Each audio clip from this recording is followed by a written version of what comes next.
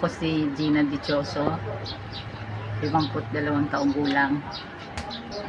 Sinilang noong Hunyo 5, 1969 sa Usupanganiban, Camarines Norte.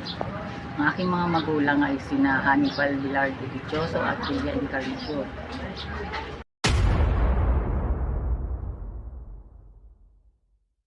Bunga ng kahirapan, ako ay nakatungtong lamang sa 2nd taon ng mataas na paaralan sa aking bayan.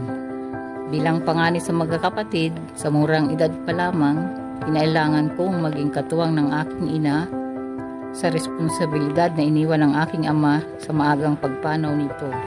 Kung kaya kinailangan kong matutong maghanap buhay.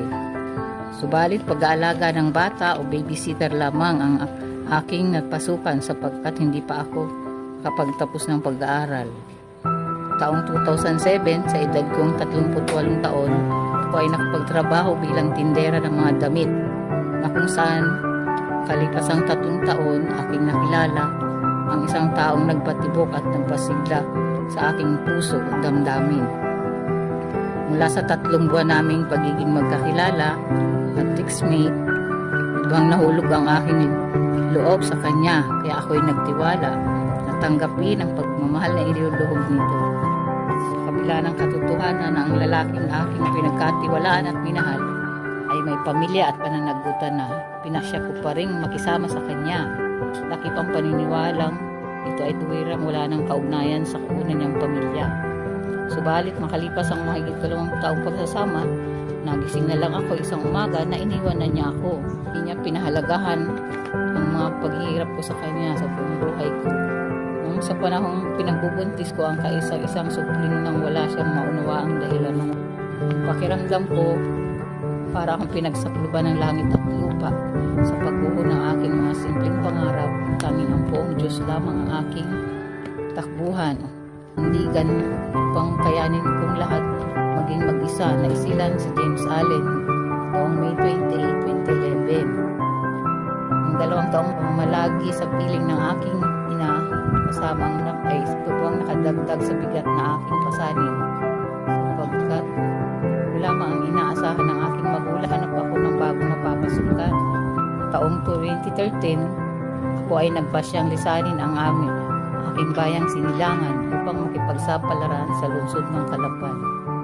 Kasama ang natatangi kong supling. Bagamat maayos ang tanggap sa akin ng aking kamag-anak dito sa Sitio Villa Aurora, Barangay Lumang Bayan, lubhang napakabigat sa aking isipin kung paano ko mabubuhay ang aking anak.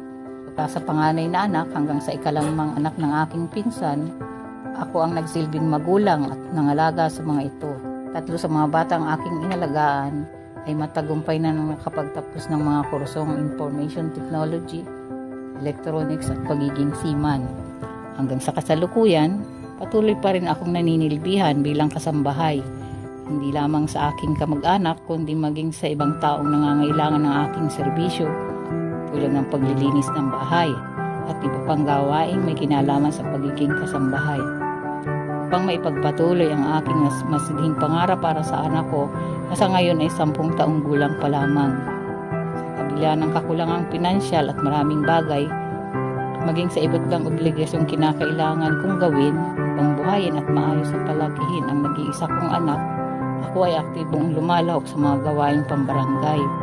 Lalo't higit may kinalaman sa kalusugan at kalinisan.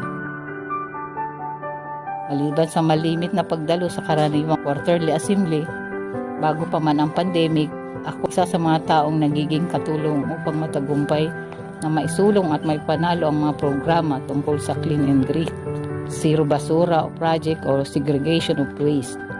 Bilang isang solo parent, ako ay isa sa nagbibigay ng karaniwang ambag kontribusyon upang patuloy na maging matagumpay ang kampanya ng barangay ukol sa kalinisan. Bilang patunay nito, ang pagkapanalo bilang most cleanest barangay in Calapan at first place, search for outstanding barangay in urban vegetable gardening. Ako, si Gina Encarnacion Dichoso, at ito ang aking kwento.